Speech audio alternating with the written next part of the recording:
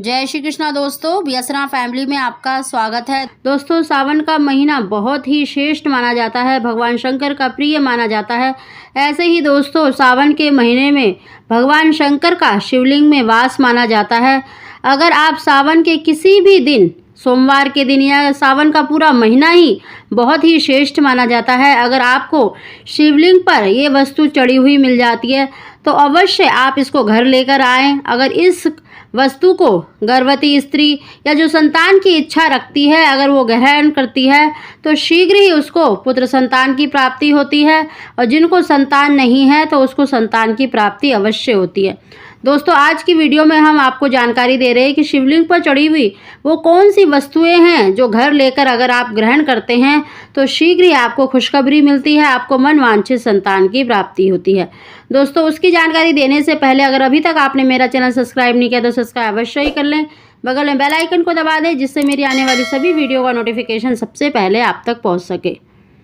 सावन के महीने में भगवान शंकर का पूजन अवश्य करना चाहिए। अगर पति पत्नी दोनों मिलकर भगवान शंकर का पूजन करते हैं तो शीघ्र ही उनको मनवांछित संतान की प्राप्ति होती है। अगर आप अकेले भी भगवान शंकर का पूजन करते हैं तो सावन के महीने में शीघ्र आपकी मनोकामना पूरी होती है। दोस्तों, जब भी आप सावन के महीने में भगवान शंकर का पूजन करने मंदिर जाते हैं, अगर आपको देखिए शिवलिंग पर अक्षत चढ़े हुए मिल जाते हैं, दोस्तों स्वयं के चढ़े हुए नहीं, दूसरों के चढ़े हुए अक्षत यानी चावल अगर आपको शिवलिंग पर चढ़े हुए मिल जाते हैं तो आप उनको चुपचाप उठाकर ले आएं। दोस्तों, चावल, अगर उन चावलों को गर्भवती स्त्री या फिर जो संतान की इच्छा रखती है, अगर वो स्त्री ग्रहण कर लेती है, देखिए उनको चबाना नहीं है। आप चाहे तो सिलबट्टे पे दरदरा पीस सकते हैं, नहीं तो आप ऐसे भी अगर निगल सकते हैं, दूध से, गंगा जल से, किसी से भी ग्रहण करते हैं तो शीघ्र ही आपको मनवांछित संतान की प्राप्ति होती है। ऐसे ही दोस्तों, सावन के महीने में अगर आप एक बार जटा वाला नारियल, उस पर अपनी मनोकामना बोलते हुए 7 बार कलावा लपेटकर अगर शिवलिंग पर चढ़ाते हैं और उसके बाद उसको घर ले आते हैं, अगर उसमें से देखिए जहाँ पर 3 आँख बनी होती है उस तरफ एक चावल के दाने जितना बीज निकलता है, अगर उस बीज को गर्भवती स्त्री या फिर जो संतान की इच्छा रखती है, अगर वो ग्रहण कर लेती है, शीघ्र ही उसको पुत्र की प्राप्ति होती है। दोस्तों, सावन के महीने में एक बार आपको अवश्य, या आप 2 या 4 बार तो अवश्य, मतलब जटा वाला नारियल अवश्य चढ़ाएं, और उसको बीज अगर निकलता है तो निश्चित ही आपको पुत्र की प्राप्ति होती है। तीसरी वस्तु है दोस्तों, सावन के महीने में देखिए भगवान शंकर के पूजन में बेलपत्र का बहुत ही श्रेष्ठ माना जाता है, भगवान शंकर का ही स्वरूप माना जाता है।